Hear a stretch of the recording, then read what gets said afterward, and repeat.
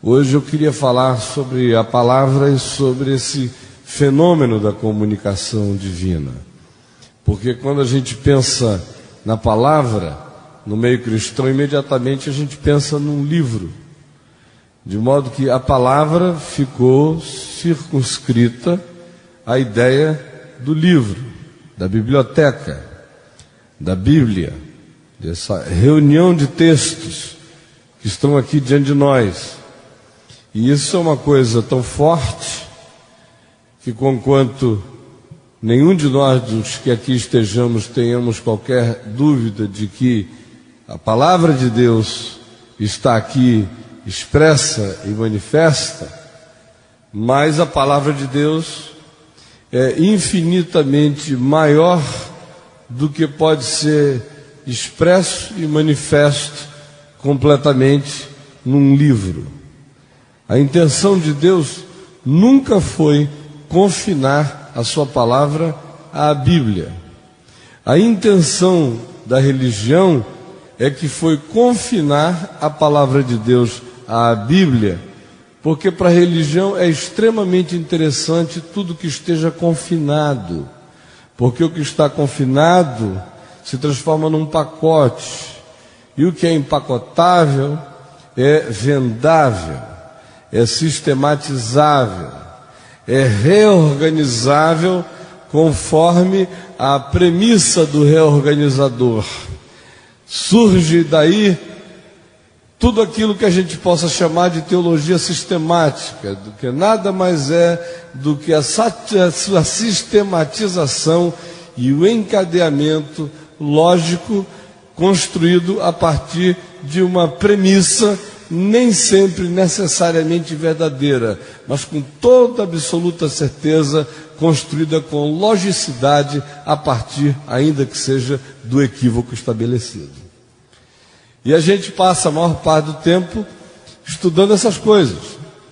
Aí residem as nossas grandes divisões. É por causa dessas sistematizações todas que nós estamos hoje aqui representando grupos diferentes. Porque o que nos distingue são as sistematizações, são esses corpos de doutrina que vão sendo formados. Coisas essas que, com toda honestidade do coração, quem tiver mais uns anos de paciência, porque nós não estamos aqui com uma assembleia de garotinhos, então daqui mais 40 anos vai estar todo mundo sabendo o que é a verdade. No máximo, quando o véu se abrir e nós formos libertos do cristianismo, da cristandade, das nossas religiosidades, das nossas denominacionalidades, e nós nos apresentarmos diante de Deus chamando apenas de Abba, e a todo outro irmão de irmão. E aonde o entendimento de todas as coisas nos terá sido dado, para a misericórdia de Deus, sem a memória dos nossos ridículos, para que o céu não nos pregue uma peça desconfortabilíssima. Mas já sabendo que será assim, a minha sugestão é que a gente caminhe com simplicidade e com o coração mais aberto, porque vocês não estão na frente de um herege. Se um dia quisessem me queimar, iriam queimar o herege mais crente que jamais eles conheceram na vida. Eu sou um herege que digo que o Cordeiro de Deus foi imolado por toda a criação antes da fundação do mundo. Ele é o alfa da minha redenção, o ômega da minha redenção, e a redenção dele é maior do que a criação. Portanto, ele não é um redentor setorizado que redime uma partícula ou um setor da criação, entregando o resto dela ao inferno. Eu sou um herege que crê que a obra da queda não foi maior do que a obra da graça, que crê que o segundo Adão realizou mais excelente, mais grande obra do que as catástrofes do primeiro Adão, que crê que se o ministério da morte trouxe sua glória ainda que desvanecente, quanto mais glorioso não é o ministério da vida. E que, se a lei que avulta o pecado ainda assim era santa, quanto mais santa não é a semente que faz calar a voz do pecado e sossegar o coração na graça eterna. Esta é a minha heresia, eu a confesso de todo o coração. Vamos ler o Salmo 19. Na reunião anterior eu falei de várias questões de natureza hermenêutica, interpretativa. Falei também bastante sobre o fato de que Jesus, o Cristo encarnado, é a chave hermenêutica para a releitura de toda a Escritura. E não dá mais para reler a Escritura baseado nesses dogmazinhos hermenêuticos que são ensinados nos nossos seminários, essas cartilhas de analfabetismo de entendimento da Escritura, é como eu as chamo, literalmente. Ensina o cara a desaprender, a compreender. Eu vejo caboclos do interior do Amazonas que leem a Bíblia com lamparina, que não sabem de fato as histórias que nós sabemos, que não têm conhecimento dos pensadores que nos foram injetados e com os quais nós fomos infeccionados muitas vezes, mas que na simplicidade da lamparina, conforme a promessa de João, de que a unção está sobre vós, e todo aquele que tem essa unção compreende, discerne e compreende coisas no nível espiritual que eu não encontro entre os teólogos. A palavra para eles é muito mais vida do que um instrumento, um cadáver para exumação teológico-exegética e para diagnósticos hermenêuticos, como a gente costuma fazer. Quando a chave hermenêutica com a qual a gente entende a Escritura e lê a vida é o Cristo encarnado, porque o Verbo se fez carne, portanto tudo quanto há do Verbo está dito na encarnação, está dito em palavras, está dito em obras, está dito em ações, está dito em atitudes, está dito em jeitos, está dito em modos, está dito em liberdade, está dito em liberdade tão profunda que diz: a minha vida ninguém a tira de mim, pelo contrário, eu exclusivamente a dou, e eu tenho poder para entregar e também para reavê-la. Esse mandato eu recebi de meu Pai. Quando tudo converge para o Cristo encarnado, aí eu posso reler a Escritura, que foi o que Paulo fez. Ele tinha sido ensinado na Escritura. Uma vez que houve a revelação, e o Cristo que a ele se revelou, trouxe com essa revelação toda a consciência de que a convergência de toda a lei tinha se cumprido em Cristo, com o testemunho dos profetas, e que o testemunho da Escritura inteira era acerca dele, e que as demais coisas que não eram um testemunho explícito eram sombras, simbolizações, tipificações e arquétipos, todos projetando na mesma direção. Portanto, o que um dia tivemos no passado era sombra, o que temos em Cristo é a materialização. A palavra agora não precisa mais de hermeneutas. Quem lê, entenda, diz ele. Ela está explicada nele. Eu sei como Deus é, como Deus sente, como Deus se importa, como Deus chora, como Deus se alegra, com quem Deus se solidariza, com quem Ele não se solidariza, que frequentemente são aqueles que pensam que são os gestores das intenções de Deus no mundo. Esses recebem pouca solidariedade.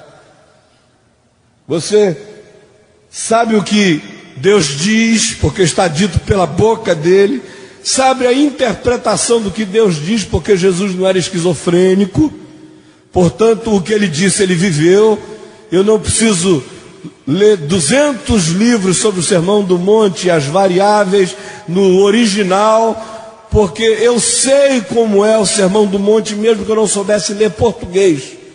Basta que alguém me contasse como foi que Jesus tratou o pobre, o fraco, o que chora, o desamparado, o injustiçado, o segregado, como ele valorizou os que faziam a paz, como ele estimulou o sentimento de exaltação por aqueles que sofriam pela justiça. Olhando para Jesus, eu sei o que é ser sal da terra, porque foi o que ele foi, o que é luz do mundo, porque foi o que ele fez, Como é que eu trato o meu inimigo? Como é que eu dou a outra face sem ser sparring de lutador de boxe? Como é que eu caminho com o ser antitético em relação a mim? Como é que eu lido com a potestade da religião? Como é que eu lido com a potestade do Estado? Como é que eu lido com as potestades que se particularizam em partidos que defendem o esquartejamento da humanidade, cada um puxando para o seu próprio lado? Em Jesus, meus queridos, todas as pautas importantes da vida estão pautadas e estão tratadas de modo que nós somos indesculpáveis. Só que eu falei a respeito disso, dando exemplos inúmeros durante muito tempo da outra vez. E é para aí que eu gostaria que vocês fossem, quem não estava, para que a gente não venha, porventura, fazer nenhum labor desnecessário aqui nesta manhã. Salmo 19, falando sobre a palavra e o fenômeno da comunicação divina. Os céus proclamam a glória de Deus, e o firmamento anuncia as obras das suas mãos. Um dia discursa outro dia, e uma noite revela conhecimento a outra noite. Não há linguagem, não há palavras, e deles não se ouve nenhum som. No entanto, por toda a terra se faz ouvir a sua voz, e as suas palavras até os confins do mundo. Aí pôs uma tenda para o sol, o qual, como noivo que sai dos seus aposentos, regozija-se como herói a percorrer o seu caminho.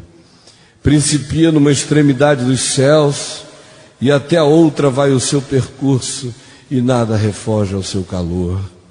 A lei do Senhor é perfeita, e restaura a alma. O testemunho do Senhor é fiel, e dá sabedoria aos simples. Os preceitos do Senhor são retos, e alegram o coração. O mandamento do Senhor é puro, e ilumina os olhos. O temor do Senhor é límpido, e permanece para sempre. Os juízos do Senhor são verdadeiros, e todos igualmente justos. São mais desejáveis do que ouro, mais do que muito ouro depurado, e mais doces do que o mel e o destilar dos favos. Além disso, por eles se admoesta o teu servo, em os guardar a grande recompensa. Quem há que possa discernir as próprias faltas? Absolve-me das que me são ocultas. Também da soberba guarda o teu servo, que ela não me domine. Então serei irrepreensível e ficarei livre de grande transgressão. As palavras dos meus lábios e o meditar do meu coração sejam agradáveis na tua presença, Senhor, rocha minha e redentor meu. Senhor, ilumina nossa mente, traze espírito de revelação, de conhecimento, de entendimento, de sabedoria para os nossos corações. Tira todo o véu dos nossos olhos e faz a demolição de todas essas estruturas que nos protegem contra a simplicidade da tua palavra. Por favor, dá que ela nos visite, nos mele, nos lambuze, nos adocique, nos limpe os olhos, nos alegre o coração, nos restaure a alma, faça-nos viver do que é verdadeiro e traga alegria ao coração simples. Em nome de Jesus e para a glória de Jesus. Amém. Eu disse da outra vez que uma ilustração que nos fazia ver como a nossa leitura hermenêutica das Escrituras, conforme ensinada pela ciência hermenêutica há muitos anos, não faria e não permitiria com que Paulo passasse em nenhum teste de interpretação bíblica. Eu disse isso a vocês lembram disso? Mostrei alguns textos que Paulo cita no Novo Testamento, que são coachings que ele faz de textos do Velho, e mostrei como, pelos nossos critérios, muitos daqueles textos estariam fora do contexto, não estariam levando em consideração o contexto histórico antecedente, nem imediato, estariam sendo usados com uma liberdade que, se eu me desse para produzir qualquer coisa do ponto de vista teológico, imediatamente o meu texto iria ser taxado como anticientífico do ponto de vista da sua construção. Só para mostrar, foram os exemplos de como havia uma coisa extremamente errada na nossa hermenêutica.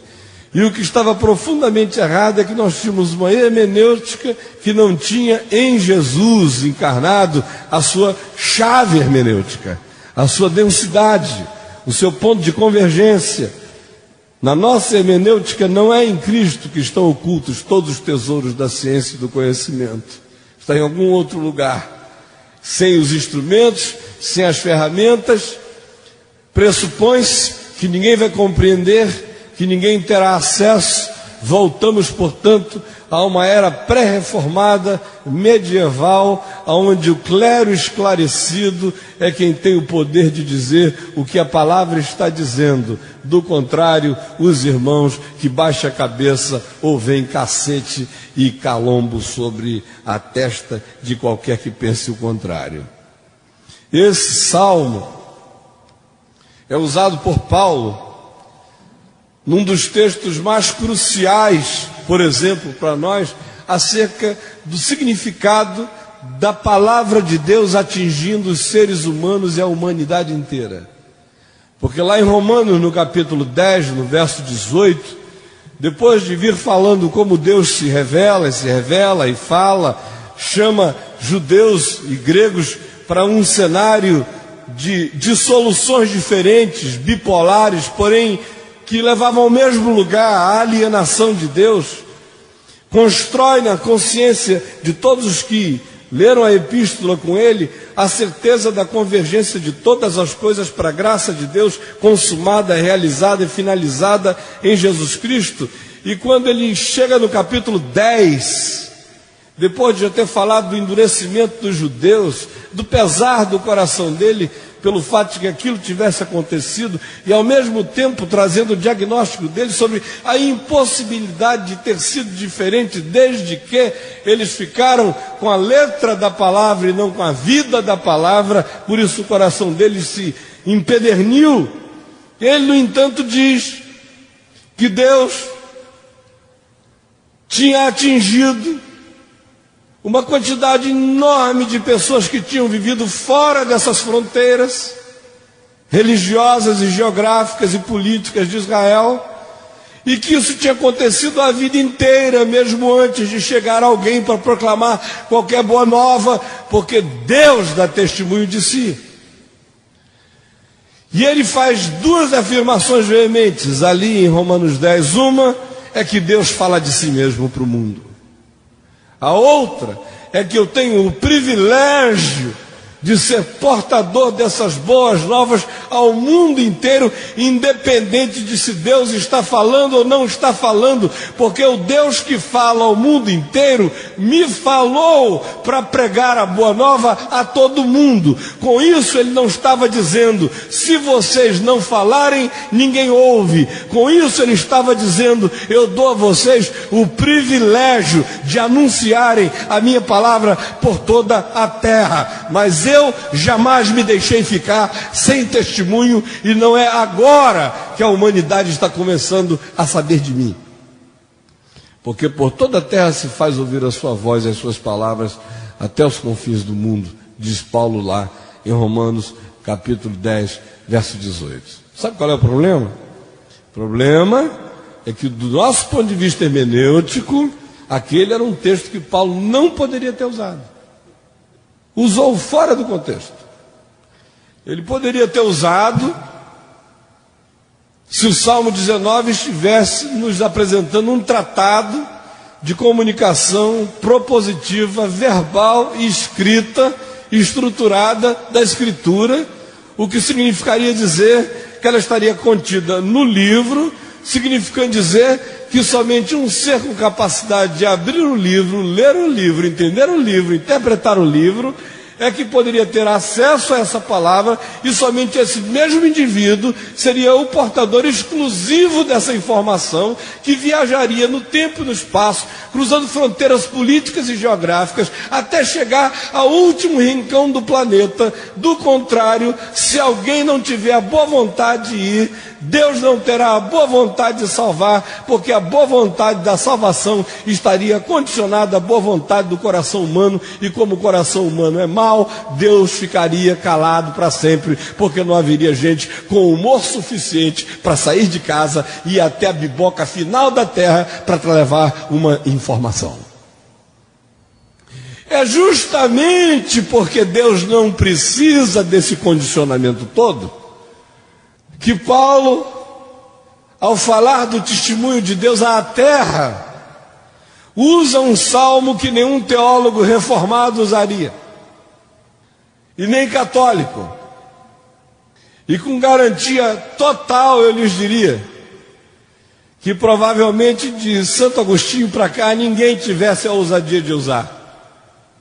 Por quê? Porque não é um salmo de biblioteca, é um salmo de praia, de sol, de vento, de ar, de brisa, de nascer de manhãs, de chegadas de horas nostálgicas e vespertinas. É um salmo de céu estrelado, de firmamentos piscantes, de cosmos impressionantes. É um salmo do tempo, é um salmo das horas que se acumulam, é o salmo de uma palavra que viaja do berço à sepultura durante a existência de um ser humano.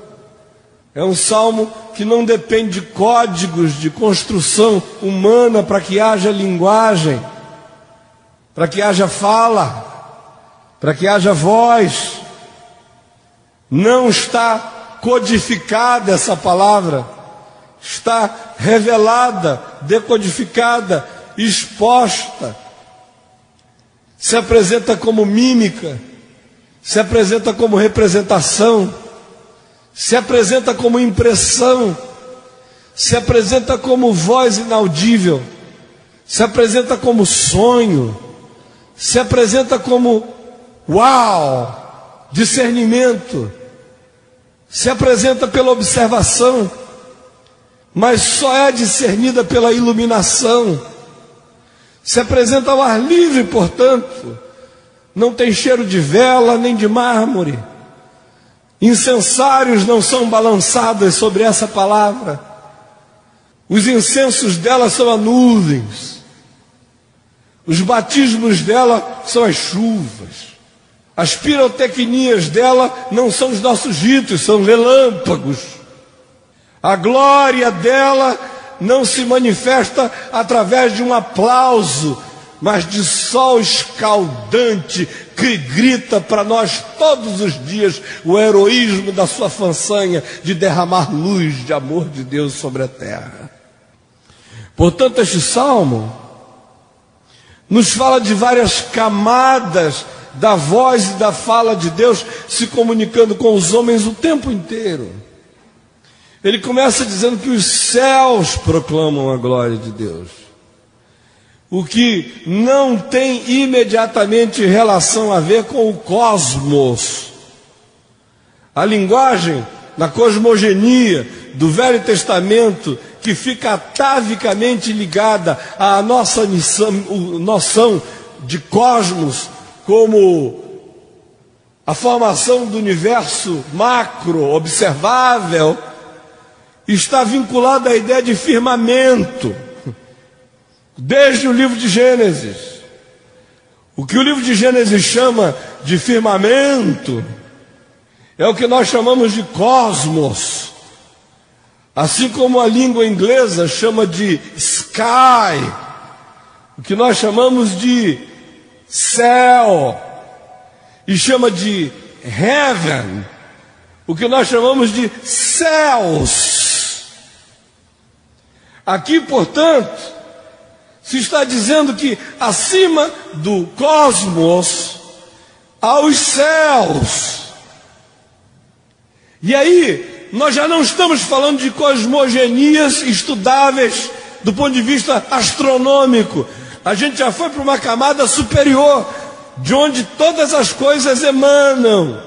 Céus, como designação de soberania, de poder, de liberdade do Criador, para entrar e para sair, e não precisar nem entrar e nem sair, porque ele não precisa entrar e nem sair, porque nele estão criadas todas as coisas, portanto ele é imanente nelas, e ele transcende a todas as coisas que criou, portanto a referência para mim é transcendental, está acima de mim, conquanto eu também saiba que eu estou nele, mesmo quando estou em pé nessa plataforma, porque não existe nenhum átomo do universo que para existir não exista em Deus, porque em Jesus tudo subsiste, tudo. Agora esses céus, de onde vêm vozes, oráculos, sonhos, revelações, ou vocês acham que a revelação de Deus ficou confinada à genética?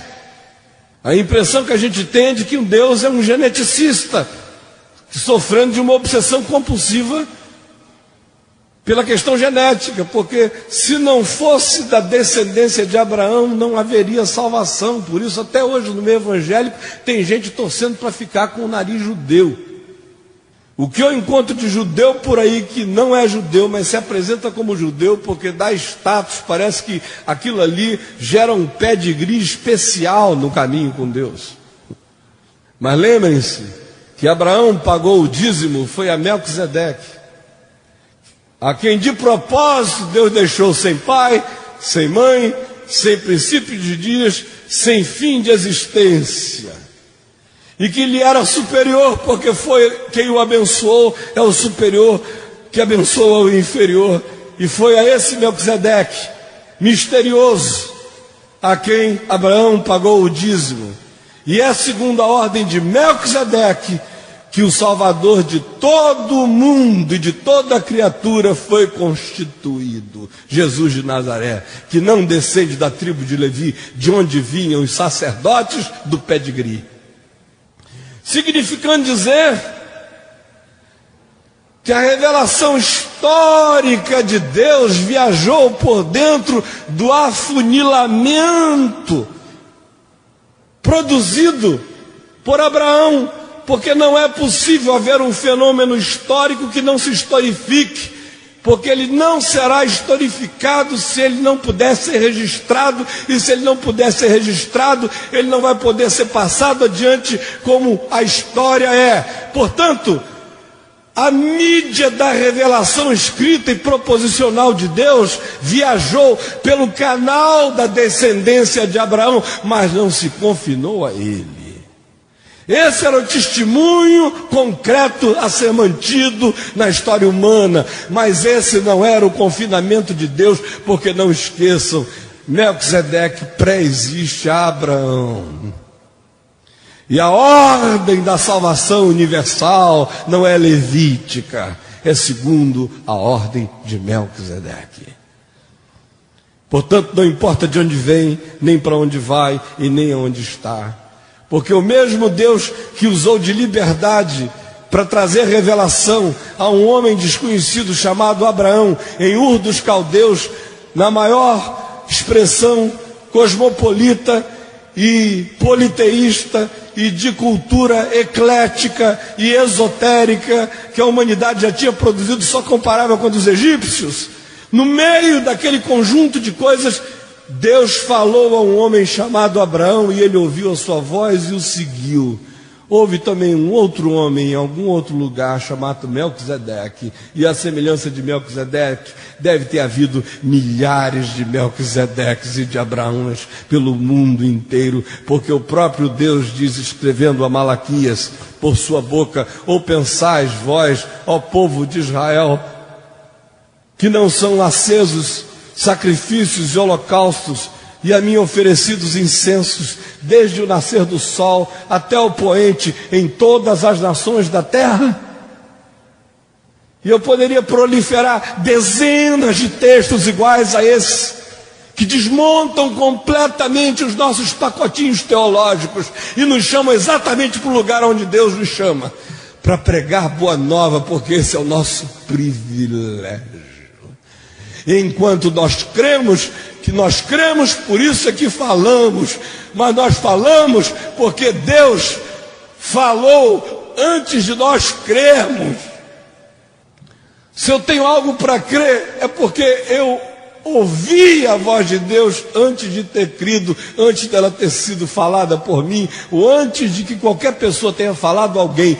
Deus foi quem revelou essa palavra a esse alguém. A gente segue Abraão.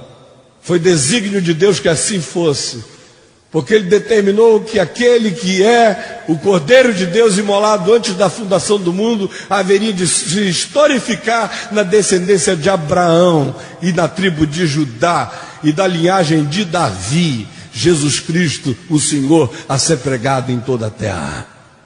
Mas Deus jamais ficou sem testemunho. Jamais. Os céus falam. E eu acho estranho que a gente lê a Bíblia está cheia disso. Nabucodonosor tem revelações, sonhos, faraós.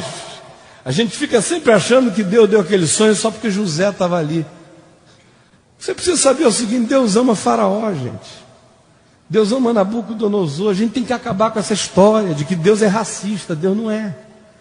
Deus não é judeu, Deus não é cristão, Deus não é muçulmano, Deus não é evangélico muito menos ainda. Não é protestante, Deus é Deus, é o Senhor. Não é brasileiro. Deus é Deus. E enquanto a gente não aprender a ter essa consciência, a gente vai ficar jogando como pedrinhas desse xadrez da morte na terra, sabe? É o cavalo cristão que agora move contra um peão islâmico, aí fica esperando um bispo cristão ser jogado para cá para prender a rainha do outro. Aí, é esse joguinho desgraçado, nojento que a gente chama de vida na terra, e ainda tenta fazer Deus ser parte dessa porcaria. Enquanto a gente não fica liberto disso, você não vê o mundo. Onde você vê cristãos, do mesmo modo que você vê muçulmanos. Com isso eu estou querendo dizer que não há nada especial na fé que nós pregamos, ao contrário. Eu só estou querendo dizer que o fenômeno sociopolítico que nós constituímos não é diferente do fenômeno sociopolítico que eles constituem. Só isso. E estou dizendo que o amor que Deus tem pela Dona Maria, Ele tem por qualquer outra Maria em qualquer outro lugar onde Marias nasçam na face da terra. O mesmo. E fala com esse povo. Ou alguém aqui que acredita que ficou sem ouvir a voz de Deus a vida inteira e só ouviu a primeira vez quando alguém disse: você quer aceitar Jesus? Se quiser, levante a mão. Você nunca tinha ouvido a voz de Deus antes disso? Eu tive um encontro pessoal com Jesus aos 18 para 19 anos de idade, mas eu estou ouvindo a voz de Deus desde criancinha, das formas as mais diversas. E cada um de vocês aqui tenha feito a jornada que tenha feito, fez essa jornada ouvindo a voz de Deus, porque os céus falam. Se ninguém quiser aprender nada com Nabucodonosor, aprenda isso, porque ele disse: os céus falam. E falam com um poder tão grande que eu não quis ouvir. Fiquei doido 7 anos, perturbado com a voz que eu ouvi e não atendi, porque os céus falam. A gente não tem ideia de quantas guerras já foram paradas porque os céus falam. Não tem ideia de quantas hecatombes universais foram impedidas porque os céus falam. Ou você está pensando que apenas Pilatos tinha uma mulher que podia dizer a ele de manhã: não te metas com este justo, porque ontem em sonho eu muito sofri por seu respeito. Os céus falam. Falam de muitos modos e de muitas maneiras, e quando eu estou falando dos céus, eu estou falando do cosmos superior ao cosmos físico. Eu estou falando aí da invasão da voz de Deus em todas as coisas, com soberania. O Lula pode amanhecer com a dor de cabeça, atribuir a uma ressaca. E nem saber por que de manhã ele acordou quase que com uma compulsão na direção de tomar uma determinada decisão, que ele não pode nem explicar ao José Dirceu por quê. E ele não sabe que foi tudo plantado no coração dele por um sonho que ele nem lembra, mas que gerou dele uma convicção que ele não pode explicar. Eu às vezes vejo homens poderosos, uma capacidade enorme de fazer assim e acabar com tudo. E de um lado me dá aquela angústia de dizer como é que tanto poder pode ficar na mão de um mico como esse. Mas de um outro lado me bate uma convicção de que os céus falam. Que um derrame pode paralisar aquele todo poder para o resto da vida. E aquela boca vai cair para o lado esquerdo, babante, sem nunca mais poder falar nada conexo. Enquanto ele se gaba, enquanto ele se jacta. Herodes continua a ser comidos de vermes, porque Deus fala. Soldados dos acampamentos dos midianitas continuam a ter sonhos inspirados à noite, porque Deus fala. Porque os céus falam. Essa é a primeira camada. A segunda é a do firmamento. Os céus proclamam a glória de Deus e o firmamento anuncia a obra das suas mãos, porque o firmamento fala.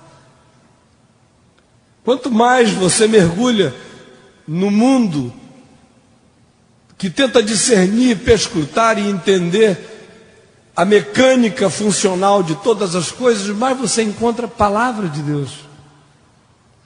Porque o universo foi formado pela palavra de Deus.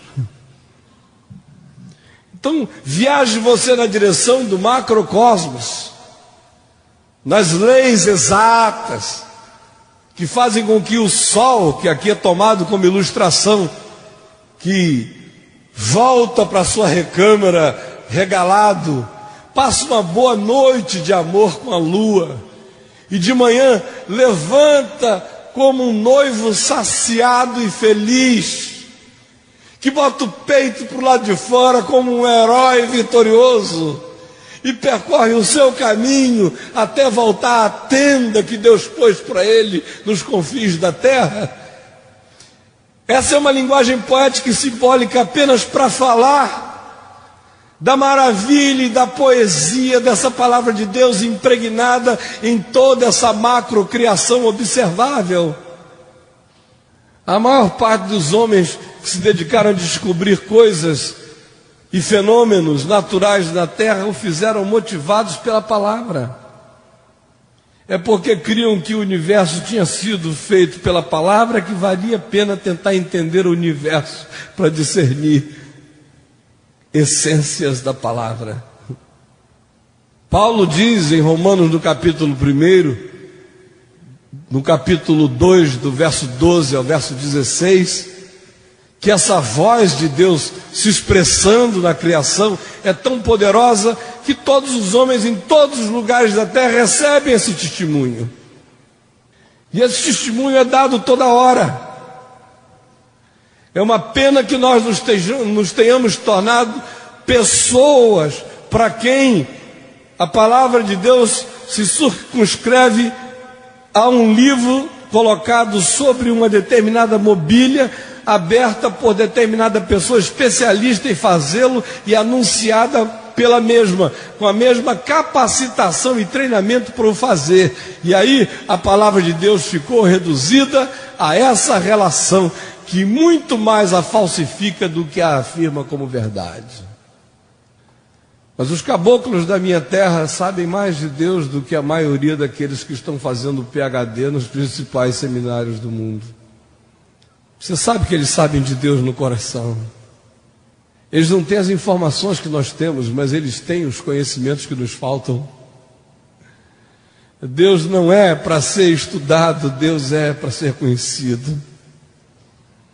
E aonde quer que você olhe, você vê pessoas que genuinamente eram melhores como eram antes da gente chegar fazendo a nossa missão evangélica, do que se tornaram depois que foram batizados no batismo da nossa idiotice.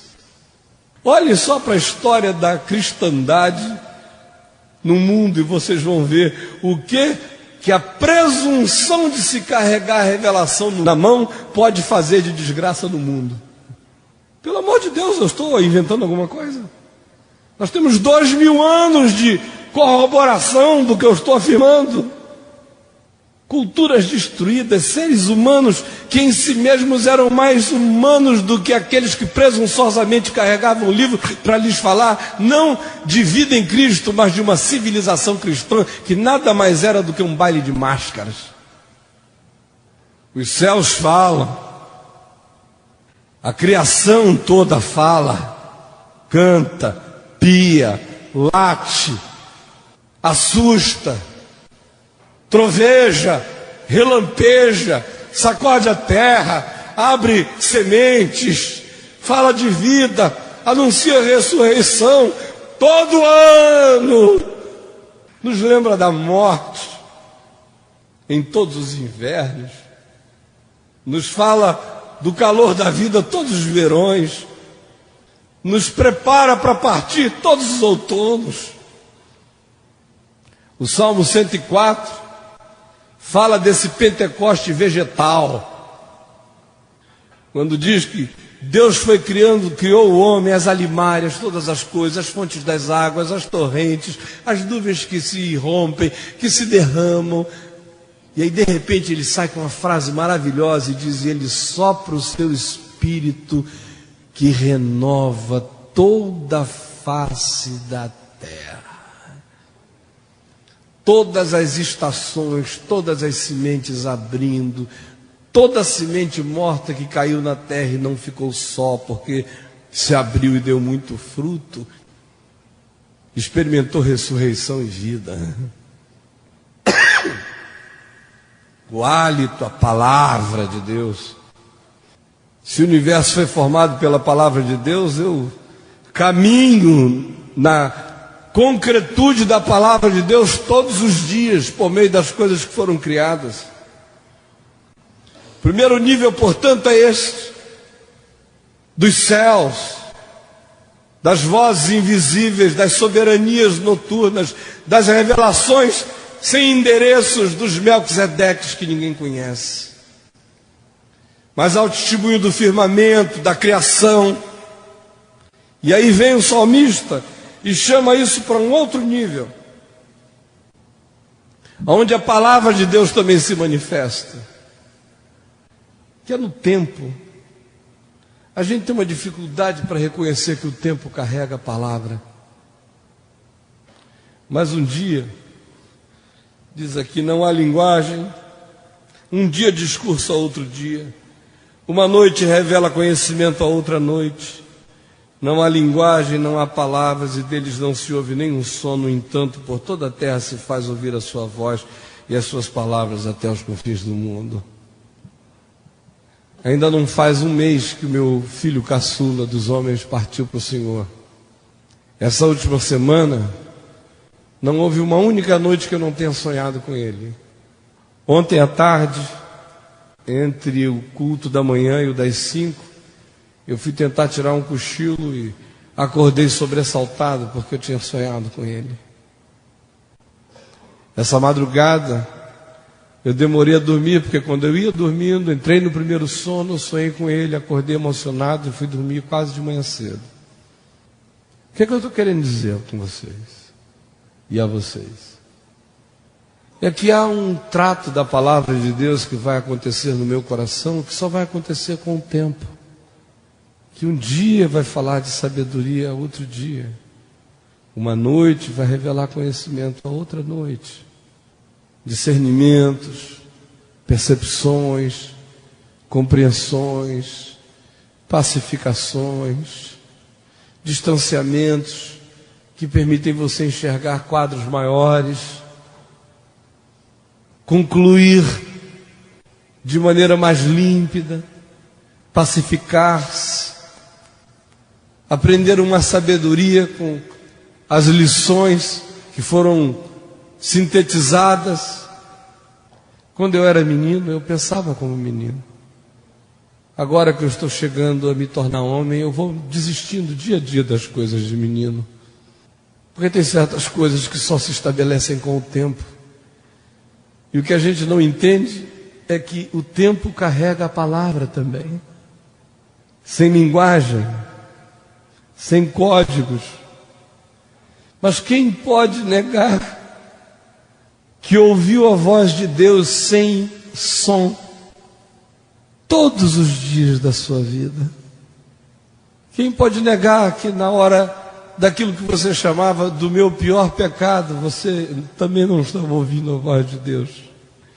Quem pode negar que naquele momento em que você chamou de a minha pior culpa, você também não estava ouvindo a voz de Deus? Quem pode negar que no dia em que você disse, hoje eu amei, você não estava experimentando a palavra de Deus? Hoje eu fui pai. Todo esse sentimento de paternidade vem carregado da palavra de Deus. Deus é pai. Hoje eu sou irmão. Não é à toa que todas as parábolas de Jesus chamem a gente para uma senhorinha que perdeu um dinheiro na cozinha, para um semeador que jogou semente no campo, para pescadores que recolheram toda a sorte de peixes, ou mesmo para aquele homem que joga semente e vai dormir, e dorme e acorda, e dorme e acorda, e quando ele vê a semente germinou, sem saber ele come, porque a terra automaticamente frutifica. Tem uma vida em curso no silêncio de todas as coisas. Tem uma voz viajando. Um dia, uma noite. Um dia discursa. Porque os dias são intensos. Os dias discursam. Os dias gritam. Os dias esbofeteiam a gente. Os dias nos expõem ao contraditório, ao choque da vida, da sobrevivência. E as noites falam de sabedoria, um sossego na soma, na quietude, nos sonhos tão desprezados por nós, dentro dos quais Deus fala tanto. Pobre infeliz homem que ignora os seus sonhos e que os despreza como se fossem lixos psíquicos.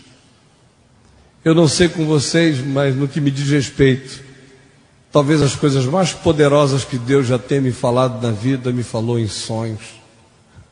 Sonhos e sonhos e sonhos e sonhos mais poderosos do que qualquer pregação que eu jamais ouvi na minha vida.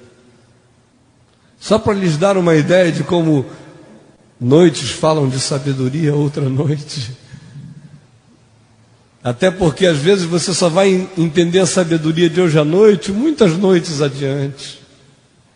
Mas, por exemplo, todas as decisões que eu tomei no ano de 1998, mais precisamente no dia 28 de abril de 98, foram resultado de quase 5 meses de bombardeios de sonhos de Deus sobre mim, sonhos de todo tipo.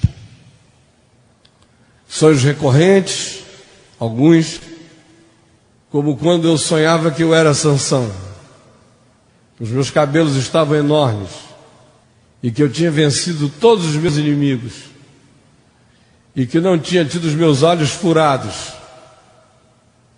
e que tinha derrubado o templo de Dagon e continuava vivo e feliz e dando glória a Deus por todas as vitórias e pela minha invencibilidade, quando de repente eu ouço aquela voz que diz: tu não venceste o teu pior inimigo.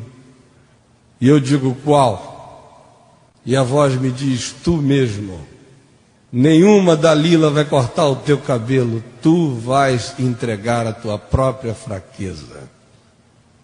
Porque o que eu vou reconstruir em ti, eu quero reconstruir da tua fraqueza mais profunda. Ou eu sonhar que eu estou sozinho num oceano de chumbo, onde tudo é cinza, onde não dá para diferenciar a noite da água, porque ambos têm a mesma cor. Eu só sei fazer a diferença porque me afogo na dimensão em que eu estou e na outra dá a sensação de espaço.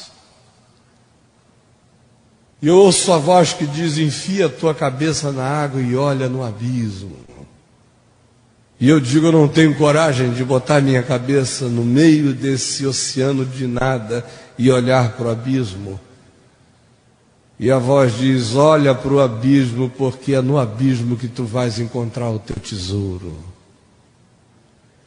E eu digo, eu não tenho coragem de botar a minha cara no abismo.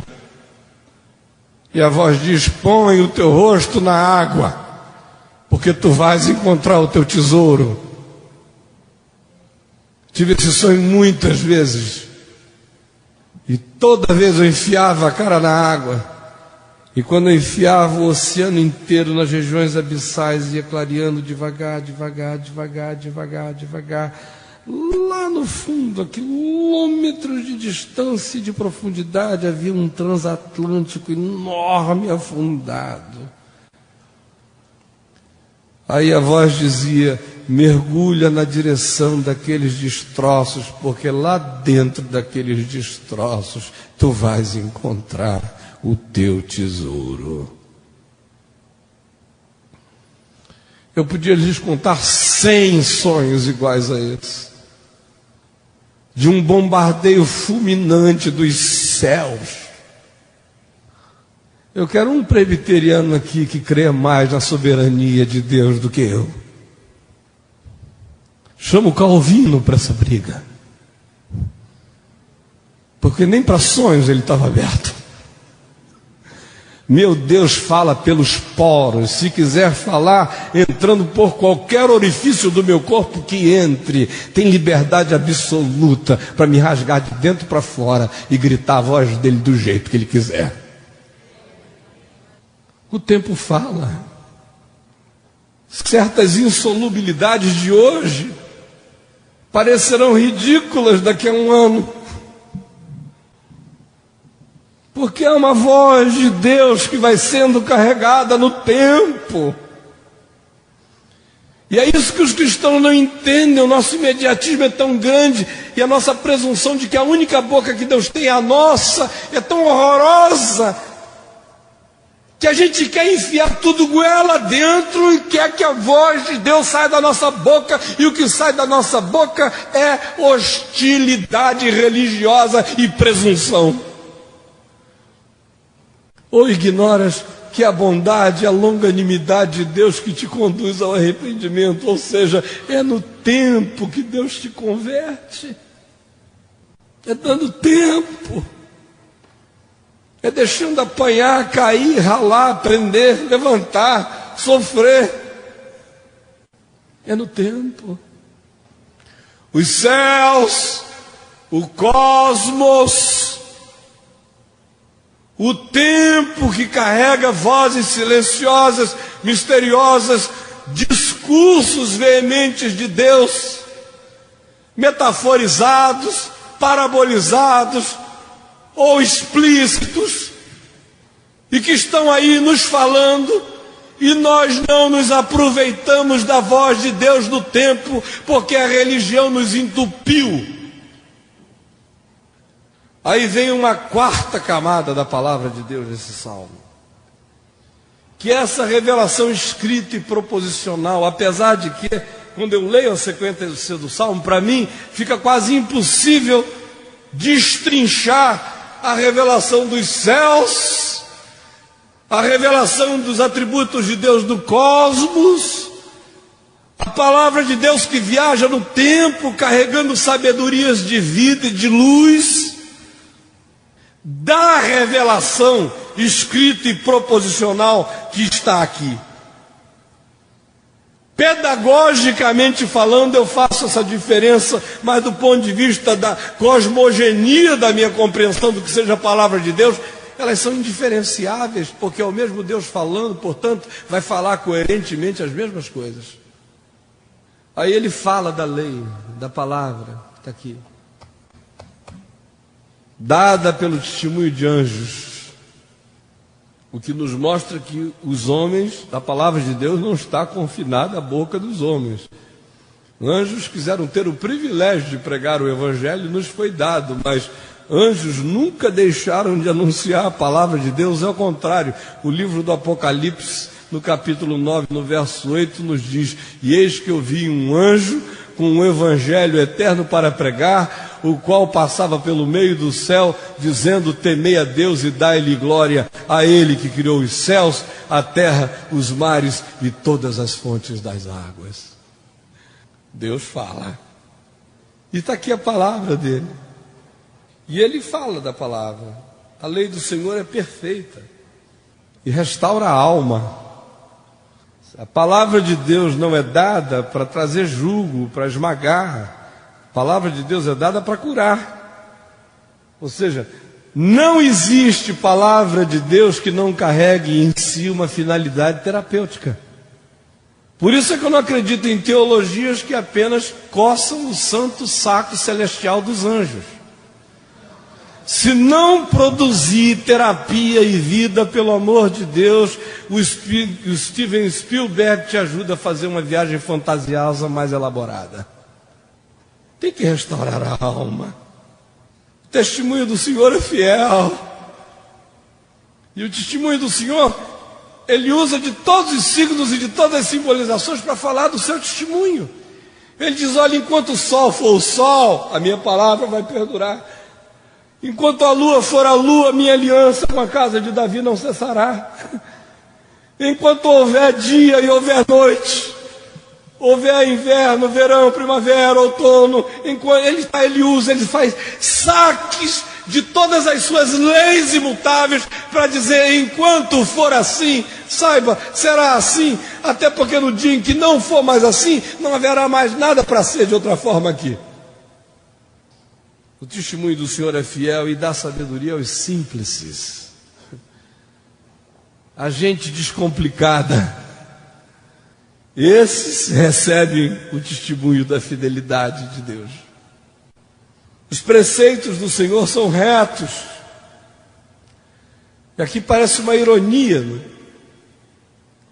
Que eu nunca vi Deus fazer nada em linha reta. Eu leio a Bíblia e, pelo amor de Deus, se o princípio a valer ali fosse o da linearidade, Deus estava enganando a gente. Porque é o samba do crioulo sábio, não é do doido, não.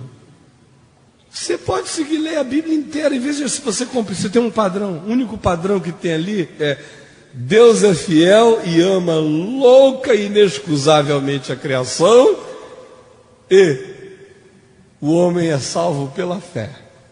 No mais, meu amigo, não dá para botar na mesma sala, sinceramente, não dá para botar Abraão na mesma sala com Sansão.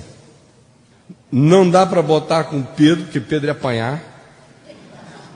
Pedro ia chegar e ia dizer: comigo não, de modo nenhum, ia ficar sem as orelhas. Não dá para botar na mesma sala um ser quase assexuado como Daniel com um Davi. Em outras palavras, todos os nossos heróis são irreuníveis, porque são absolutamente diferentes e díspares. E a única coisa que lhes é comum é que todos viveram e morreram pela fé. Mas ainda assim o caminho de Deus é reto. É reto para Ele. E só a Ele interessa que seja reto, porque Ele faz o risco. Eu é que sou um bêbado viajando pela estrada. Mas alegra um coração.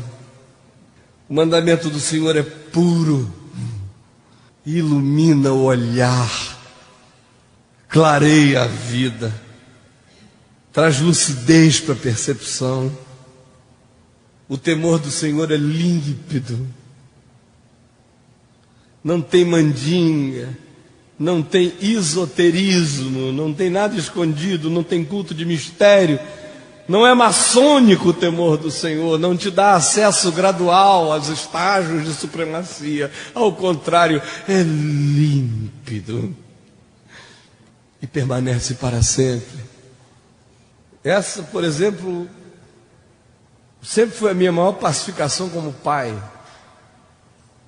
Eu, graças a Deus, tive 4 filhos que não foram clones meus. Cada um é diferente. Todos eles são cristãos, estão no Senhor. Todos eles são absolutamente eles.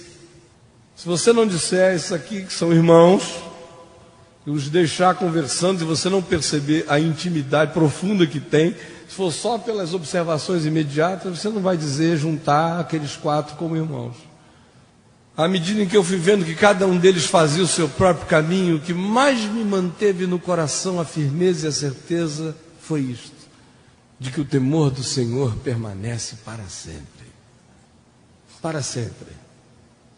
E se eu criei nisso a minha vida inteira, eu creio nisso hoje milhões de vezes mais. Eu creio nisso a partir de mim. Me plantaram uma semente que eu nem sabia qual era. Lá em Manaus, há 49 anos atrás. E meu companheiro, eu já rodei Seca, Meca e Cafarnaum, como diria minha mulher. Mas o temor do Senhor permaneceu para sempre. No auge das minhas maluquices, quando eu não tinha lei nenhuma regra, nenhuma referência, nenhum valor, nenhum princípio, eu só tinha 2. Que foram os que a minha mãe me deu quando eu saí de casa pela 3ª vez. Ela só me deu um, o segundo, papai tinha me dado quando eu era menino. O dela foi: olha, eu sei que você anda com todo mundo, sai com todo mundo, vai para onde você quer, não há ninguém que te diga para não ir. Eu só queria te fazer um pedido de mãe: não entre em nada que diga respeito a cultos de invocação de espíritos ou de demônios. Falei: mamãe, esse mandamento, tranquilo, fique tranquila, porque estou fora dessa moçada. A vida já é difícil demais para eu ainda invocar má companhia. Então vamos em frente. O outro é que bumbum onde minha mãe botou talquinho, ninguém pega a não ser outra mulher. E aí, meu amigo, podia reunir uma legião romana, não ia sobrar nem um pedacinho de mim para eles alisarem lá, porque eu ia morrer macho. Esses 2 mandamentos eu tinha quando eu saí de casa. Eu só não sabia que tinha um outro que me fez pecar diferente, bater diferente, apanhar diferente, lutar jiu-jitsu diferente, fumar maconha diferente, seduzir mulher diferente, fazer tudo diferente dos meus amigos. Porque aparentemente eu estava fazendo a mesma coisa, mas eu e eles sabíamos que eu era diferente. Até na hora de pecar eu pecava diferente, porque o temor do Senhor sempre esteve no meu coração. Permanece para sempre. Se entrar um dia, não sai nunca mais. E como graça de Deus traz você do lugar mais longínquo, como um bumerangue obcecado para voltar à mão do dono. Os juízos do Senhor são verdadeiros e todos igualmente justos. Agora é uma pena que a gente não leia mais nem a Bíblia assim, não é? Até a leitura da Bíblia a gente não lê mais assim. Meu Deus, quantas vezes eu vou pregar essa semana, hein? Tem a congregação, e aquela reunião, ou a SAF, ou as senhoras, ou tenho que dar aquela aula. Ih, esqueci aquele programa de 5 minutos no rádio. Eu ainda tenho, aí vem os funerais, os casamentos, não sei quem, os aconselhamentos, o cara fica ali catando a Bíblia, e tudo que não existe mais no coração dele é a possibilidade de dizer: são mais desejáveis do que o ouro, mais do que muito ouro depurado, e são mais doces do que o mel e o destilado dos favos. Além disso, por eles se admoesta o teu servo. Não acontece mais isso também. Por eles eu admoesto os teus servos. Eu não.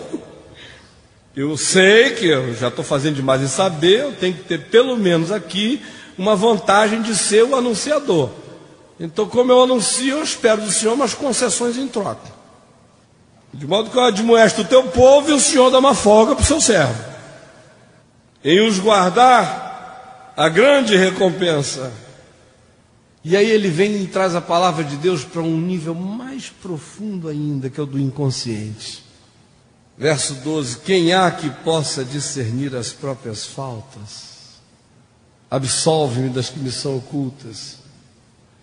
Nesse nível, a palavra de Deus está falando tão profundamente em mim, que eu recebo perdões de pecados que eu não conheço, e sou pacificado de pulsões que eu não identifiquei, simplesmente porque eu admiti que há lugares dentro de mim não visitáveis por mim mesmo, mas visitáveis por Deus, e a única coisa que eu tenho que fazer é dizer: Senhor, me perdoa do que eu não sei que é pecado em mim, visita o invisitável em mim, e no meu coração planta a tua palavra e me absolve das faltas que me são ocultas, porque eu não preciso nem saber quais elas são, eu só preciso da pacificação que a tua graça traz. Isso é a palavra de Deus. Os céus, o cosmos, o tempo, a revelação escrita e proposta, as vozes no inconsciente. Mas Deus nos últimos dias nos falou pelo seu Filho, o qual é também o herdeiro de todas as coisas, pelo qual Ele também fez o universo, e que é a exata semelhança da expressão do ser de Deus. Portanto, é em Jesus Cristo que eu sei quem Deus é, como eu devo ser. É em Jesus que eu sei como Deus trata cada ser humano. É em Jesus que eu sei como Deus trata a religião. É em Jesus que eu sei como Deus trata publicanos, meretrizes, pecadores. É em Jesus que eu sei que Deus trata como Deus trata o pagão, e como Ele consegue enxergar o menor lampejo de fé e celebrá-la, ou consegue enxergar um vulcão de fé e dizer: nunca vi em Israel fé como esta. É em Jesus que eu vejo como não há fronteiras. É em Jesus que eu vejo como não há lugares contamináveis. É em Jesus que eu vejo como aquele que carrega a Deus e a palavra pode entrar e sair de qualquer lugar.